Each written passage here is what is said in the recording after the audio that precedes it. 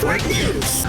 Dead on arrival sa ospital ang isang dating overseas Filipino worker matapos pagbarilin habang sakay sa kanyang sasakyan kasama ang kanyang misis malapit sa isang gasoline station sakop ng Barangay 1A Bayan ng Manapla. Kinilala ang biktima na si Mauro Estrella, 57 anyos at residente ng nasabing lugar. Ayon kay Manapla Municipal Police Station Chief of Police, Police Captain Marion Vicente Vinaflor, mula sa palengke ang mag-asawa at uuwi na sana sa kanilang bahay na nangyari ang krimen kasabay ng Manang Pula Festival ang bayan. Lumalabas sa investigasyon ng mga otoridad na sinundan ng motorcycle riding in tandem ang biktima at nang huminto ang sasakyan malapit sa gasolinahan, isa sa suspect ang lumapit sa sasakyan at pinagbabaril ang biktima bago tumakas sakay sa motorsiklo. Ayon sa mga residente sa lugar, 4 na sunod-sunod na putok ng baril ang kanilang narinig. Sa ngayon, patuloy pa ang investigasyon ng mga otoridad sa motibo at sa identity ng mga suspect. Kasama mo sa RMN DYHB Bacolod, Radyoman Albert Hiner. Tatak Remen.